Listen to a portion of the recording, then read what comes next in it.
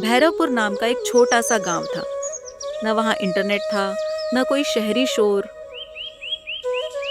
बस लोग थे, उनकी बातें थीं और कुछ पुरानी कहानियां जो पीढ़ी दर पीढ़ी सुनाई जाती रहीं। पर इन सब के बीच गांव की सबसे बड़ी पहचान था वो पुराना कुआं, जिसे लेकर न जाने कितनी दंतकथाएं हमारे कानों तक पहुंची थीं। कहा जाता था कि हर पूनम की रात वो कुआं किसी एक व्यक्ति का नाम पुकारता था, और जिस नाम को वो पुकारता उसे किसी सच से जुड़ा एक सपना आता था, जो किसी सच्ची या किस्से से जुड़ा होता था। उस रात कोई पानी नहीं भरता, और यही परंपरा सालों से चली आ रही थी। एक रात गांव वाले कुएं के चारों ओर इकट्ठा हुए। चारों तरफ सन्नाटा था, और फिर एक फुसफुसाहट। गोपाल, गोपाल। सबकी नजर गोपाल की ओर मुड़ती। गोपाल, जो देखोगे उसे जुबान मत देना, बस समझना, और ज़रूरत पड़े तो कदम उठाना। उस रात गोपाल की जैसे नींद ही उड़ गई। पर जैसे जैसे रात बीतने लगी, गोपाल की आंख लग गई। अगली सुबह गोपाल बिल्कुल अलग सा था, चुपचाप। वो रामेश के पास गया और उससे कहा, तुमने अपने भाई की फसलें चुराकर ठीक नहीं किया। अगर तुम अपनी गलती नहीं मानोगे तो इसके नतीजों के लिए तैयार रहो। ये सब तुम क्या बोल रहे हो और क्यों मुझ पर झूठा इल्जाम लगा रहे हो? मुझे पता है तुम मेरे भाई से मिले हुए हो और इसीलिए यहां आकर मुझ पर झूठा इल्जाम लगा रहे हो। सब हैरान रह गए। पर रामेश ने सबको अपनी बातों में उलझाकर अपने भाई को ही झूठा साबित कर दिया। गोपाल ने उसे फिर चेतावनी दी, पर रामेश को कोई फर्क नहीं पड़ा। उस रात रमेश की सारी फसल में आग लग गई। कोई नहीं जानता कैसे आग ने एक भयानक रूप ले लिया और रामेश की सारी फसल जल गई। हे प्रभु, ये मेरी फसलों को क्या हो गया? हाय, मैं तो बर्बाद हो गया। गोपाल ने रामेश के पास जाकर उसे फिर से समझाया। मैंने तुम्हें समझाया था, कहा था ना मैंने, अपनी गलती मान लो, ये तो बस शुरुआत है। अब रमेश को अपनी गलती का एहसास होने लगा था। अगले दिन सुबह रामेश ने गांव वालों के सामने अपने भाई से माफी मांगते हुए अपनी गलती स्वीकार की। मुझे माफ कर दो भाई, मैं ही हूं जिसने तुम्हारी फसलें चुराई थी और उन्हें अच्छे दामों में शहर बेच आया था। ये लो उस फसल के पैसे और मुझे माफ कर दो। रामेश के भाई ने उसे माफ कर दिया। किसी को नहीं पता था कि यह सब गोपाल कैसे जानता था, सिवाय शायद उस कुएं के। और फिर दूसरी रात गोपाल को फिर एक सपना आया। यह पहली बार हुआ था कि किसी को दोबारा सपना आया हो। इस बार उसने खुद को कुएं के अंदर देखा, गहरे अंधेरे में। वहां दीवार पर कुछ उकेरा हुआ था, स्कूल का नाम, नीचे दो बच्चों के नाम, शामू और रव्वव, और एक पुरानी तारीख। फिर अचानक चारों ओर पानी की आवाज गूंजने लगी और एक फुसफुसाहट आई। गलत को सही करो, नहीं तो वही दोहराया जाएगा। गोपाल चौंक कर उठा। वह भागकर मास्टर जी से मिला। मास्टर जी, गोपाल ने गांव के मास्टर जी से उस तारीख के बारे में पूछा और बात की। मास्टर जी अब बूढ़े हो चुके थे, उन्हें कुछ याद नहीं आ रहा था। पर जब उन्होंने गोपाल से उस बच्चे का नाम सुना, तब उन्हें कुछ धुंधला धुंधला सा याद आया। ये बात तो बहुत पुरानी बात है, लगभग 50 साल पुरानी। शामू, एक 8 साल का बच्चा जो दोषी ठहराया गया था।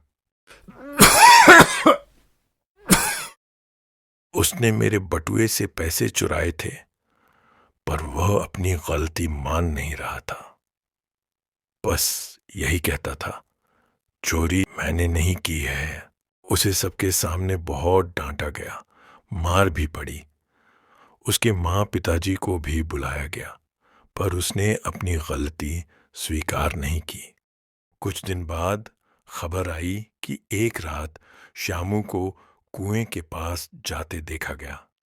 हाँ, अगले दिन उसका शरीर उस कुएं में पाया गया।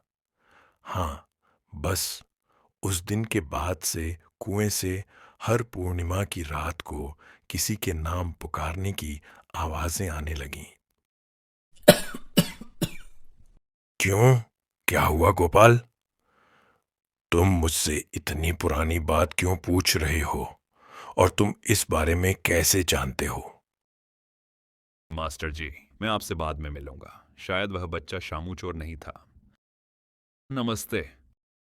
गोपाल यह बोलकर वहां से चला गया। रवि 26 साल का नवजवान युवक, जो गोपाल का बहुत अच्छा दोस्त था। अरे गोपाल, तुम यहाँ?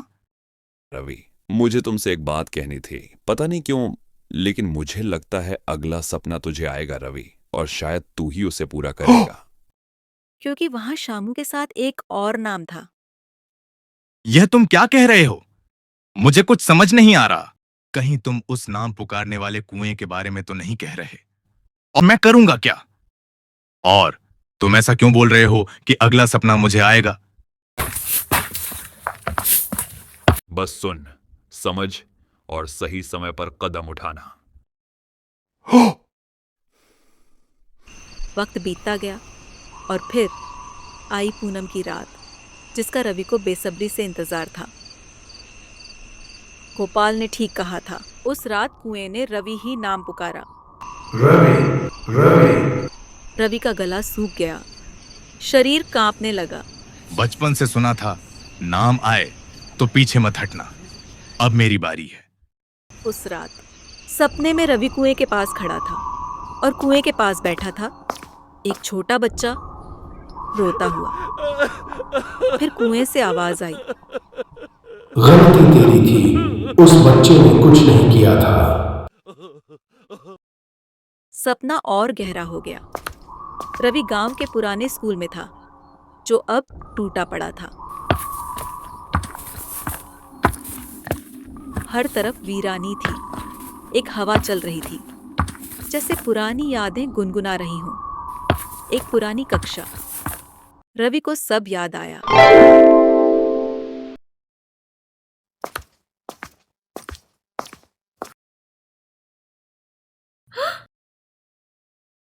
रवि ही था जिसने उस दिन मास्टर जी के बटुए से वो पैसे चुराए थे।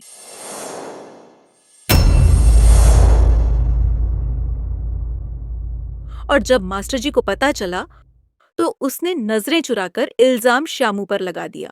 मास्टर जी, मैंने शामू के हाथ में एक बटुआ देखा था। मास्टर जी ने उसे बहुत अपमानित किया, डांट लगाई, उसे बहुत अपमानजनक शब्द बोले, बिना ये जाने कि चोर शामू नहीं है, पर वो हमारी दोस्ती के नाते चुप था। उसी रात शामू शर्म से कुएं में कूद गया और उस रात रवि के पापों की असली कीमत रवि के परिवार ने चुकाई। घर में पड़ी सूखी लकड़ियों में आग लगने की वजह से पूरा घर जल उठा। चीखों और लपटों में रवि का पूरा परिवार खत्म हो गया और रवि भी। रवि जागा। वो सपना नहीं था, वो सच था जिसे रवि अब तक भूल चुका था। वह उसका पिछला जन्म था और अब उसे सब याद आ गया था। सुबह होते ही रवि कुएं के पास पहुंचा। हाथ जोड़कर, नजरें झुकाकर, आंखें बंद कर कहा, शामू, मुझे माफ कर दो दोस्त। मैं तुम्हारा अपराधी हूं। अब वह गलती फिर नहीं दोहराई जाएगी यार। फिर उसी दिन रवि ने गांव की सभा में अपनी सारी गलती कबूल की। शुरू में सन्नाटा था, फिर किसी ने ताली बजाई, फिर सबने मिलकर गांव में एक नया स्कूल बनाया, शामू विद्या मंदिर। वहां अब बच्चे बिना डर, बिना भेदभाव के पढ़ते हैं और रवि ही वहां पढ़ाता हूँ। मास्टर जी। एक दिन एक बच्चा रवि से पूछ बैठा। मास्टर जी, अब वो कुआं नाम नहीं पुकारता? क्योंकि अब वो संतुष्ट है। उस दिन के बाद कुआं हमेशा के लिए चुप हो गया। सालों से जो गूंज सुनाई देती थी वो शांत हो गई। शायद जैसे उसे वो माफी मिल गई हो जिसका उसे सालों से इंतजार था। कुएं ने हमें सिखाया, माफी मांगना कमजोरी नहीं, इंसानियत की सबसे बड़ी ताकत है और इससे हम समाज में भी बदलाव लाते हैं।